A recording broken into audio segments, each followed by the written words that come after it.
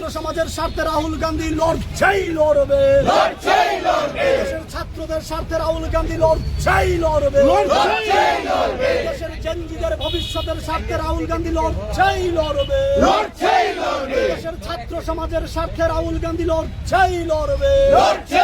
সারা দেশব্যাপী গণ আন্দোলনের জোয়ার পরিলক্ষিত হয়েছে, যার ফলশ্রুতিতে আজকে দেশের শিক্ষামন্ত্রী ধর্মেন্দ্র প্রধানের পদত্যাগ করতে বাধ্য হয়েছে। এই পদত্যাগ আরও আগে করতে পারত। এতগুলি ছাত্রছাত্রীর তাদের যে আত্মহত্যা, তাদের উপর যে পুলিশের বর্বরোচিত আক্রমণ, এই আক্রমণ সংগঠিত করে দেশের প্রধানমন্ত্রী আজকে তার শিক্ষামন্ত্রীকে পদত্যাগ করতে বা পদত্যাগ গ্রহণ করে উনি তাদের যে স্বৈরাচারী মনোভাব, এই মনোভাবের প্রকাশ, এই বহিঃপ্রকাশ এটা ঘটেছে।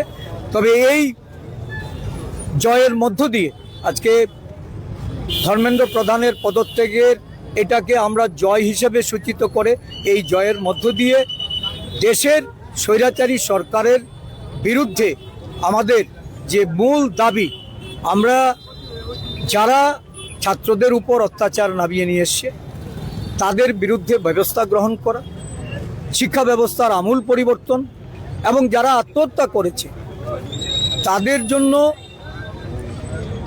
কতটা সাহায্য সহানুভূতি সরকারের তরফ থেকে প্রদান করা, এটা নিয়ে আমরা কথা বলেছি।